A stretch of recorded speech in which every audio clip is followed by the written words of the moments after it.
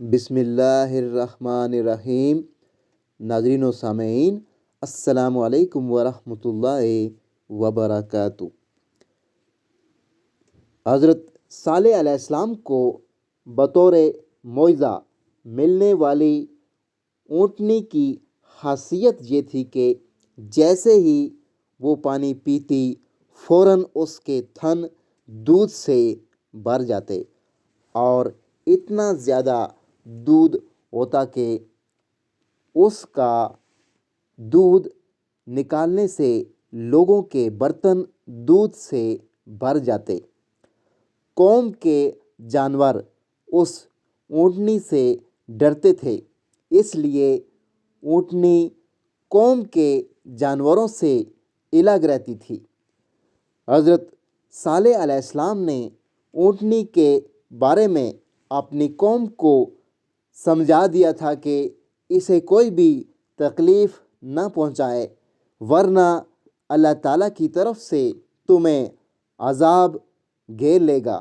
لیکن آپ علیہ السلام کی قوم نے آپ علیہ السلام کی بات کو اہمیت نہ دی اور جمع ہو کر یہ طے کیا کہ اس اونٹنی کو قتل کر دیں تاکہ سارا پانی ہمیں مل جائے۔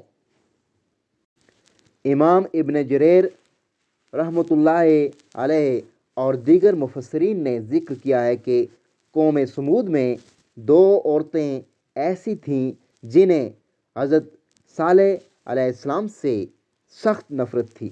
ان میں سے ایک بہت مالدار اور اعلیٰ خاندان کی عورت تھی جس کا نام صدوق بنت محیا تھا۔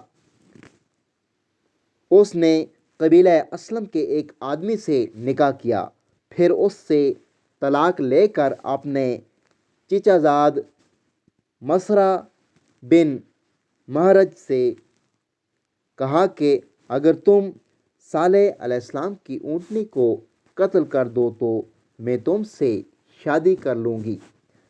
دوسری عورت کا نام عنیزہ بنت غنیم بن مجلس تھا۔ یہ ایک مالدار آدمی دواب بن عمرو کی بیوی تھی۔ ان دونوں عورتوں کے پاس کافی تعداد میں جانور تھے اور ان کے جانور حضرت صالح علیہ السلام کی اونٹنی سے بہت ڈرتے تھے۔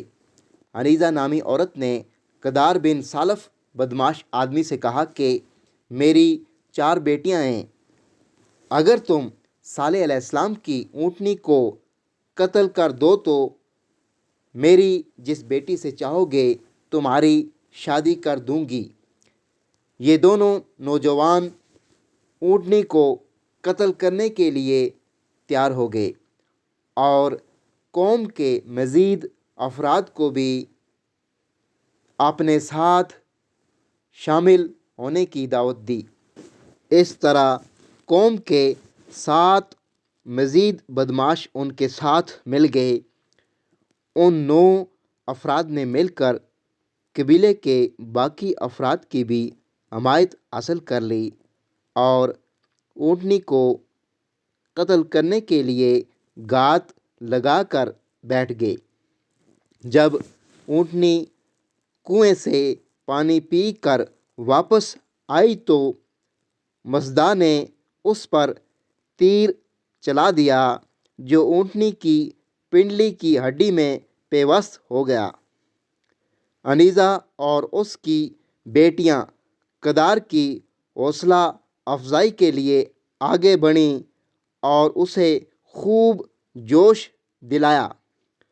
قدار نے اونٹنی پر تلوار سے وار کیا اور اس کی کونچیں کاٹ دیں جس سے وہ زمین پر گر پڑی اور زور سے آواز نکالی۔ اونٹنی کا بچہ دوڑ کر قریبی پہاڑ پر چڑھ گیا، 3 مرتبہ بلبلایا۔ آخر کار قدار نے اونٹنی کے گلے میں نیزہ مار کر اسے قتل کر دیا۔ پھر وہ اونٹنی کے بچے کے پیچھے भागे, लेकिन पहाड़ शक हुआ और बच्चा पहाड़ के अंदर चला गया। हज़रत सालेह अलैहिस्सलाम को जब ऊँटनी के मरने की इत्तला मिली तो आप अलैहिस्सलाम फ़ौरन तशरीफ़ लाए और ऊँटनी को मुर्दा हालत में देखकर रो दिए। फरमाने इलाही है जिसका तर्जमा ये है, समूद ने अपनी सरकशी की वजह से सालेह अलैहिस्सलाम को जुटलाया। जब उनमें से बड़ा बदबख्त खड़ा हुआ तो उनको अल्लाह के रसूल ने कहा कि अल्लाह की ऊँटनी और उसको पानी पिलाने की बारी की हिफाजत करो, लेकिन उन्होंने उसको जुटला दिया और उसके पाँव काट दिए। बस उनके रब ने उनके गुनाहों की वजह से उनको हलाक कर दिया। फिर उन सब का सफाया कर दिया और उसे ऐसी तबाही के अंजाम से कोई खौफ नहीं है।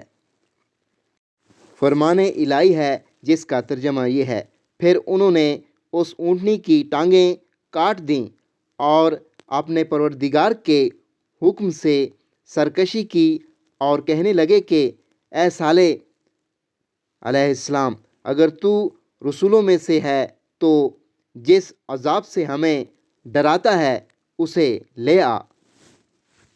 फरमाने इलाही है जिसका तर्जमा ये है, हमने कौम समूद को ऊँटनी का वाज़िया मौइज़ा दिया, लेकिन उन्होंने उस ऊँटनी पर जुल्म किया।